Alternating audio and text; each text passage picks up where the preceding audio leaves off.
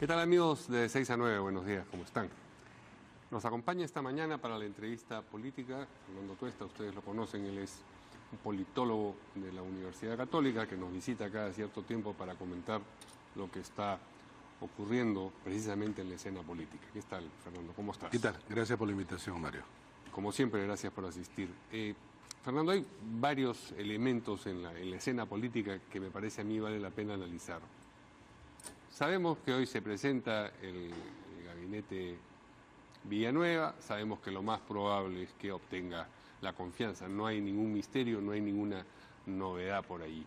Pero nunca un gabinete se le ha dejado de dar un voto de confianza. Claro. Nunca. Pero digamos en este caso, viniendo, si esta es una continuación del gobierno de PPK...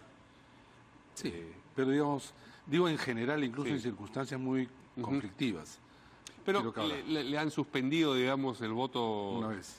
Durante el gobierno de Ollanta. Lo hicieron sufrir, digamos. Sí, lo hicieron sufrir, así es. En fin, pero decía yo, ocurren otras cosas en el Congreso que merecen la pena analizar. De pronto han surgido voces que, hablando frente a la prensa, pero que le advierten en realidad al fujimorismo, hablan de la necesidad de un cambio en la presidencia del Congreso, de que no repita una vez más el plato.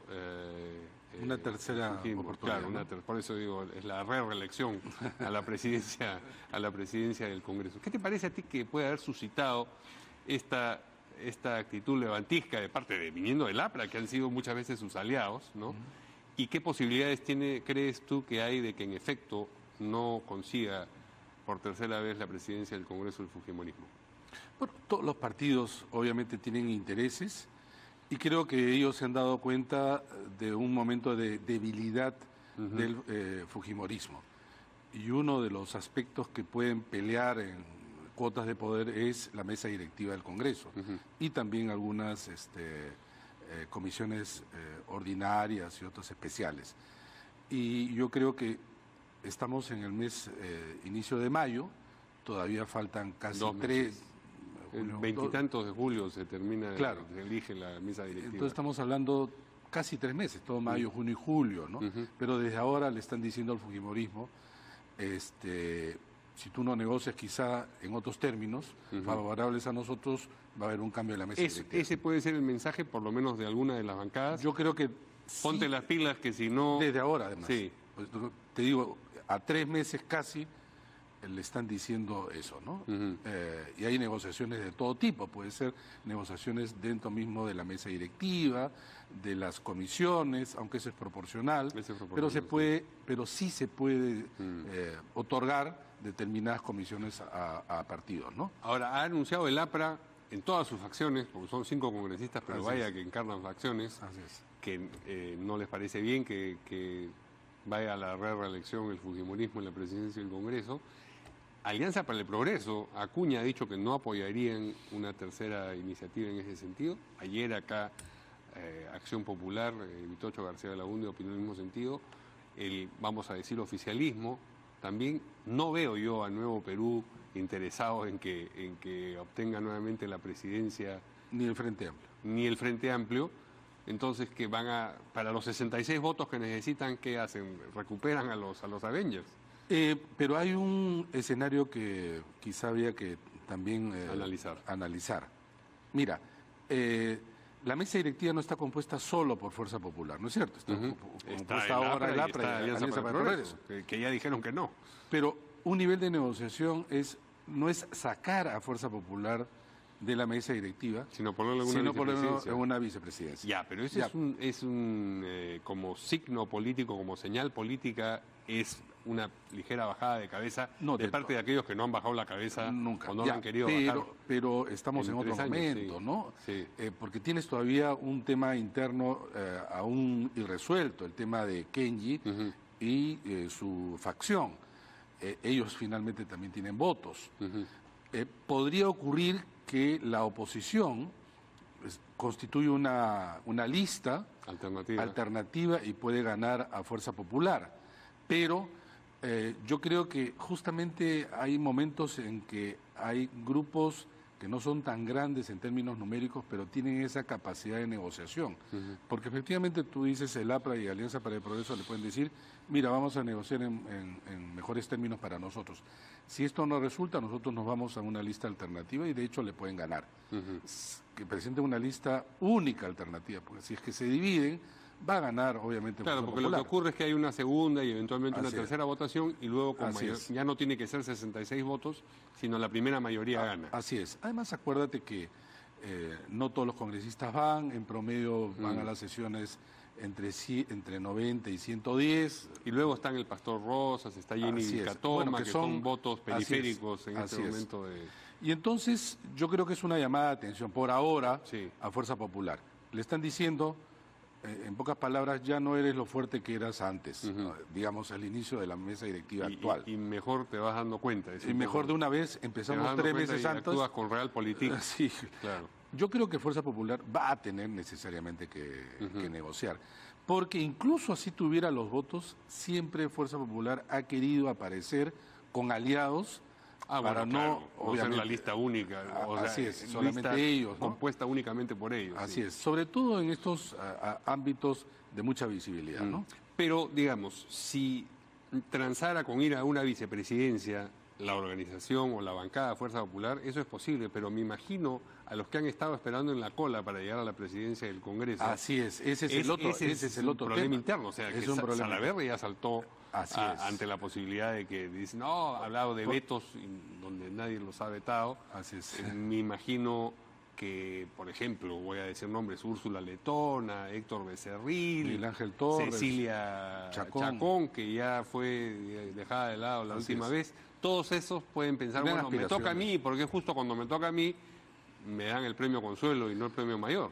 Porque tú tienes más o menos, claro, la presidencia del Congreso, tú tienes sobre todo la presidencia de la Comisión de Constitución y ser vocero de la bancada. Más o menos son las tres cabezas que suelen tener visibilidad importante, pública, ¿no?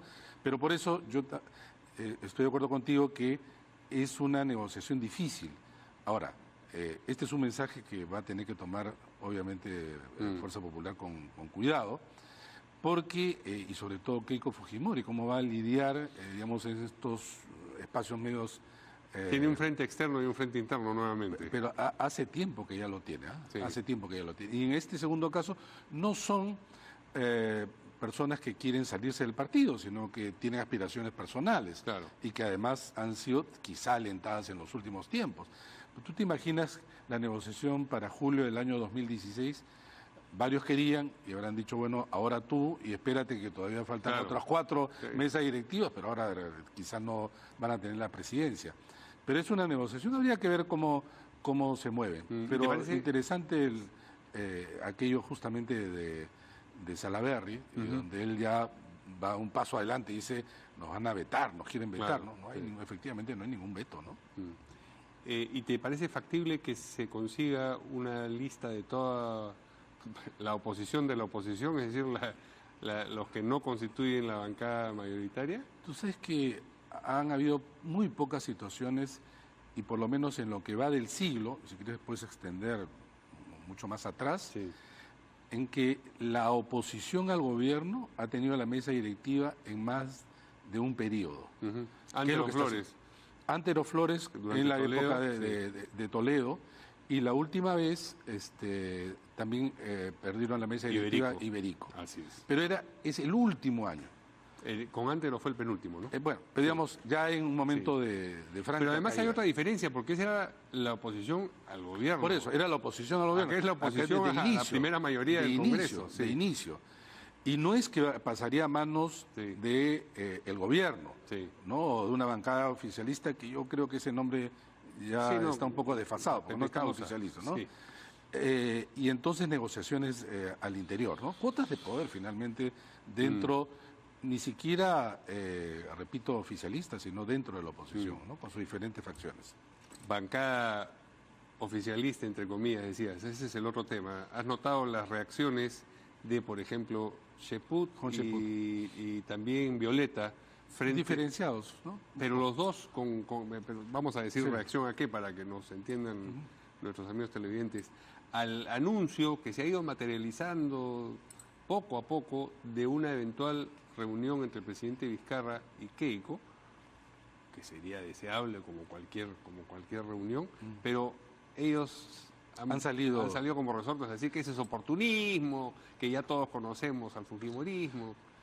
Esto sobre todo ha sometido a ese tipo de fricciones entre la ex bancada oficialista y el gobierno, porque ellos asumen que, y escuché en la mañana justamente al congresista Gilbert Violeta, que claro, se reconoce, o ellos reconocen que Villanueva fue el operador de la vacancia justamente del líder de ellos. Y un encuentro con Keiko Fujimori no haría sino, más o menos la idea es consagrar una suerte de alianza que ya se está desarrollando de facto, ¿no?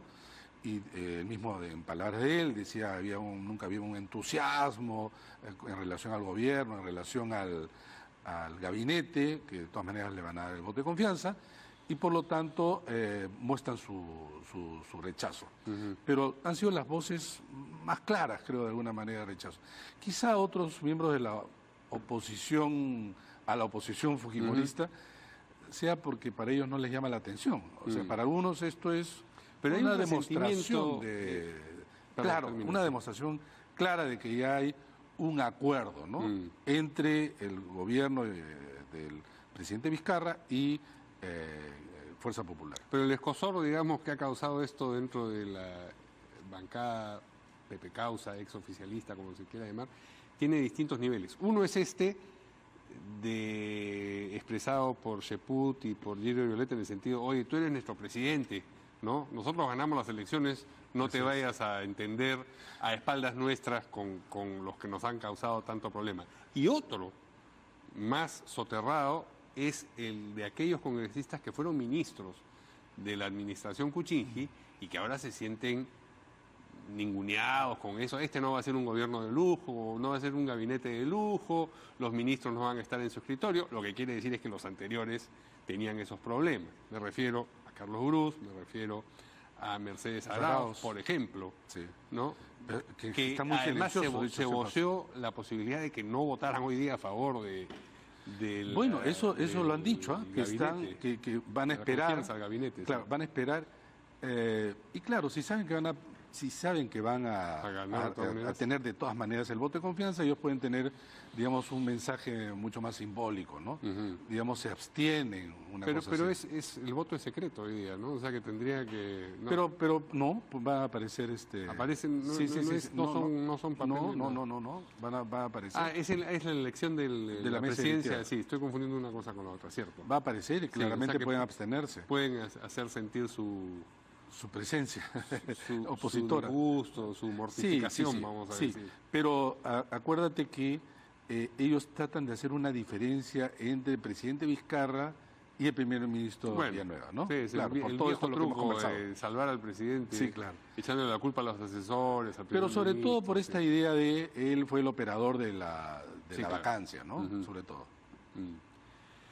Bien, dejemos por un momento el Congreso, vayamos a la escena política fuera del hemiciclo. La libertad o el levantamiento de la prisión preventiva a Ollanta Humala y Nadine Heredia, ¿les da vía política, les insufla vía política este nuevo estatus? No, yo creo que sí, de todas maneras. Tú ves cómo entraron y has visto cómo han salido, ¿no? Entraron casi en la soledad absoluta, ¿no? Apedreados casi con un coro unánime de que eso era lo correcto, y hoy día salen casi con una mayoría aceptando de que esto era un abuso, ¿no? La prisión preventiva. La prisión preventiva. Claro, no. Hay una diferencia. Para la mayoría, creo yo, consideran de que el proceso tiene que seguir su curso y que hay indicios razonables de que ellos están comprometidos con el tema de Odebrecht, ¿no? Y probablemente vaya a terminar con una resolución. Una acusación fiscal, por lo menos. Sí, no, yo creo que de todas maneras. Sí. Pero este hecho de esta suerte de abuso, además de los únicos que estaban en estas circunstancias, ¿no? Los ha llevado claramente a un proceso de victimización y que lo van a aprovechar, lo están aprovechando. Ya el expresidente Ollantumala dio un discurso casi de candidato, el excongresistas y voceros del partido han señalado claramente que van por la reestructuración del partido, y yo creo que además han dicho, bueno, probablemente el proceso va a durar años, ¿no? Y mientras tanto vamos candidateando. Y quizá en el peor de los casos que coincida, digamos, el término del proceso con las elecciones, a lo Lula, ¿no? Intentar también coincidir en el porque tiempo. Pero la inscripción la tienen y eso, les vale oro. La inscripción la tienen. Sí. Son conocidos. Son conocidos. Si le ha ido mal a Kuczynski, ¿no? No se sabe cómo le va a ir a Vizcarra. Todo gobierno se desgasta. Y mientras más pasa el tiempo, la gente suele ser más condescendiente con los gobiernos anteriores. Y puede ser un candidato, no digo que necesariamente va a ganar, pero que puede entrar, digamos, a ser parte del menú de posibilidades. Yo no lo descartaría, ¿no? Bueno, falta mucho tiempo, pero lo que antes eran casi una pareja muerta, hoy día pueden resucitar. Para ganar se necesitan muchas cosas más. Pero yo creo que no habría que perderlos de vista. ¿Y te imaginas a Nadine incorporada a la plancha? Podría ser ahora. ¿O es un peso más que un...? Ellos tienen que hacer su costo-beneficio. Ahora pareciera que no. Pero acuérdate que en un momento dado ella tuvo un nivel de apoyo muchísimo mayor que él, como nunca se vio en ninguna parte. Sí. Pero también es cierto que ella se deterioró muchísimo más. Así claro, es. Entonces, pero de repente encabezar dos filos el arma. Encabezar una lista parlamentaria, sobre todo en Lima, no sé. Yo creo que hay muchas posibilidades. No hay que perderlo de vista. No hay que perderlo de ninguna manera. El intento de marginación aparentemente de Julio Guzmán y luego Verónica Mendoza, ¿crees que tiene futuro o va a ser dejado de lado? El hecho de que se exija en un proyecto de ley o en dos que militen 3 años antes de la elección en determinados partidos políticos quienes quieran ser candidatos presidenciales. Si esos partidos no están inscritos ahora, menos pueden tener militantes. Todavía, claro. Mira, no conozco ninguna legislación comparada que coloque un tiempo tan grande. Es más, en muchas ni siquiera hay ese límite. Ni siquiera hay ese ¿Los límite. van a victimizar, dices tú? ¿Piensas tú? No sé. En todo caso, ahora les ha dado visibilidad. Sí. ¿No? Pero, digamos, si ese fue el motivo, yo no puedo afirmarlo así, si ese fue el motivo, sí. En todo caso, hay varias cosas. Uno, si es que se aprobara hoy, cosa que no va a ocurrir porque falta todavía dictamen, la discusión, mínimo 2 meses. Hoy, 2 de mayo, 3 años, ¿cuánto es? 3 de mayo del 2021. O sea, ya había pasado las elecciones. Sí, claro. O sea, ni siquiera se cumpliría, digamos, las condiciones que señalan estos proyectos de ley. Pero sobre todo porque la mayoría de los congresistas no son miembros de un partido. Solamente 38 de los 130. Sí. ¿Tú crees que ellos no van a querer ir a la reelección? Y por lo tanto tienes un problema adentro. Y también, obviamente, la gran mayoría en el entre quienes aprobarían la ley, claro. Entonces ellos van a decir, vamos a poner una ley donde a nosotros se nos impida postular. Yo lo veo muy difícil. La única posibilidad es decir, digamos, 2 años. Porque no van a decir una ley, pues 2 años y medio, ¿no? 2 años, con lo cual sigues todavía con un periodo bastante largo. Lo otro sería no parlamentario, sino presidencial. Pero ya sería demasiado descarado. O sea, solo presidencial. Solo presidencial. Digamos, dices presidencial y parlamentario, pero el 2021 solo presidencial. Unas disposiciones transitorias. Claro, o solamente colocas lo presidencial. porque Keiko está inscrito en su partido, Alan García está inscrito en su partido, Acuña está inscrito en su partido, ¿no? Varios están, mismo Alfredo Barranechea está en el partido, y solo impedirías a estos que no tienen partido que no tienen partido y que no está inscrito, ¿no? Claro, pues Verónica Mendoza solamente a través de la inscripción del Partido Humanista o cualquiera de ellos, sí. ¿no? Entonces, y entonces no es tan fácil por este tipo de consideraciones y porque hay intereses obviamente al interior de los partidos. Y lo otro es que incluso si tú le das 2 años, Julio Guzmán y Verónica Mendoza se pueden buscar un partido donde inscribirse y hacer una negociación previa si no van a llegar a inscribir un partido. Militantes en un partido que ya existe.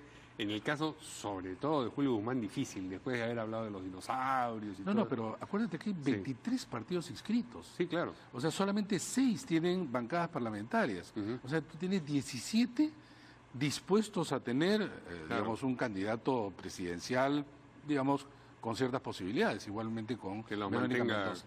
Entonces, yo creo que si bien ha habido un rechazo a estos proyectos de ley, el aprobarse va a requerir demasiados pasos que yo los veo muy difíciles de conseguir. Muy bien. Muchas gracias a ti. Tenemos que conversar en la reforma electoral, ese es otro tema profundo, pero siempre lo urgente desplaza lo importante en estas conversaciones. Nos vemos y con ustedes también nos vemos mañana aquí en de 6 a 9. Buenos días.